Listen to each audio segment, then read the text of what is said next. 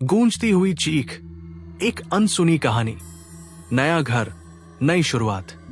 राजेश और सीमा अपने 2 बच्चों आर्यन और सिया के साथ शहर की भागदौड़ से दूर एक छोटे से गांव में बसे नए घर में शिफ्ट हुए। ये घर वर्षों से खाली पड़ा था, लेकिन उसकी विशालता और कम कीमत ने उन्हें अपनी ओर खींच लिया। शाम का समय था। परिवार ने घर में पूजा कर नए जीवन की शुरुआत की। रात का खाना खाकर सब अपने अपने कमरे में सोने चले गए, लेकिन आधी रात को सीमा की नींद अचानक खुली। वो किसी बच्चे के रोने की हल्की आवाज सुन रही थी। सीमा ने राजेश को उठाया। सुनो, ये आवाज कैसी है?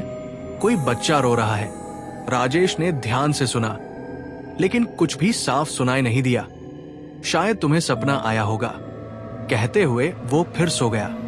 लेकिन सीमा के लिए वो रात बेचैनी भरी रही। अजीब घटनाएं। अगले दिन से घर में अजीब घटनाएं होने लगी। कभी दरवाजे अपने आप खुल जाते, तो कभी हवा में किसी के चलने की सरसराहट सुनाई देती। सबसे विचित्र था, हर रात ठीक 12 बजे बच्चे के रोने की आवाज का गूंजना। एक दिन आर्यन ने डरते हुए कहा, माँ, मेरे कमरे में रात को कोई था। मैंने परछाई देखी। सीमा का चेहरा सफेद पड़ गया। उसने राजेश से घर के बारे में और जानकारी लेने की बात कही।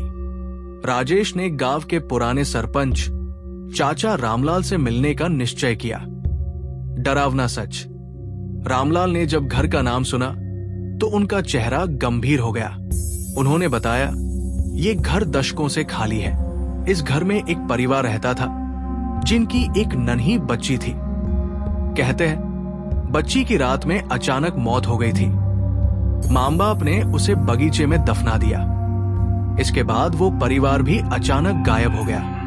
लोग कहते हैं बच्ची की आत्मा आज भी रोती है। राजेश और सीमा का दिल दहल गया, लेकिन उन्होंने बच्चों को ये बात नहीं बताई। उन्होंने ये तय किया कि वो इस स्थिति से निपटने के लिए कुछ करेंगे। अतीत का सामना।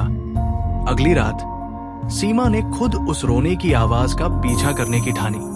ठीक 12 बजे आवाज फिर से गूंजी। सीमा एक दिया लेकर आवाज की दिशा में चल पड़ी। आवाज उसे घर के पुराने बगीचे तक ले गई। वहां जमीन में एक जगह हल्का गड्ढा दिखा। सीमा ने राजेश को जगाया। दोनों ने मिलकर गड्ढा खोदा। वहां से एक छोटी सी गुड़िया निकली, जो गंदगी और मिट्टी से सनी थी।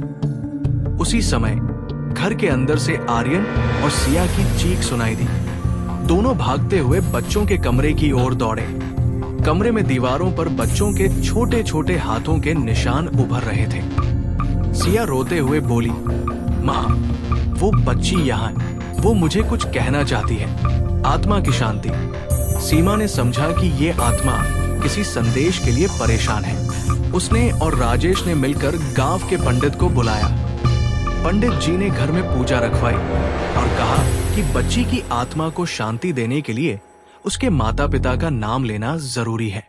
लेकिन समस्या ये थी कि बच्ची के माता पिता का नाम किसी को पता नहीं था। रामलाल चाचा ने याद करते हुए बताया कि बच्ची की मां का नाम शांति था। पूजा के दौरान पंडित जी ने बच्ची की मां का नाम लेकर आत्मा से बात की। अचानक पूरे घर में हवा तेज चलने लगी। दिए की लौ थरथराई और फिर एक गूंजती हुई चीख के साथ सब शांत हो गया। चमत्कारिक अंत। पूजा के बाद घर में शांति छा गई। बच्चे के रोने की आवाज फिर कभी सुनाई नहीं दी। एक दिन सीमा को बगीचे में एक सफेद फूल खिला दिखा, ठीक उसी जगह जहां से उन्होंने गुड़िया निकाली थी। वो फूल जैसे उस आत्मा की शांति का प्रतीक था। सीमा ने फूल को ध्यान से देखा और महसूस किया जैसे वो बच्ची मुस्कुरा रही हो। राजेश और सीमा ने तय किया कि वो उस फूल के पास एक छोटी सी समाधि बनाएंगे, ताकि आत्मा हमेशा के लिए शांत रह सके। अंतिम संदेश। ये कहानी हमें सिखाती है कि हर आत्मा शांति चाहती है। कभी कभी अतीत के गहरे राज वर्तमान में भी अपना असर दिखाते हैं, लेकिन प्यार और सहानुभूति से हर रहस्य को सुलझाया जा सकता है।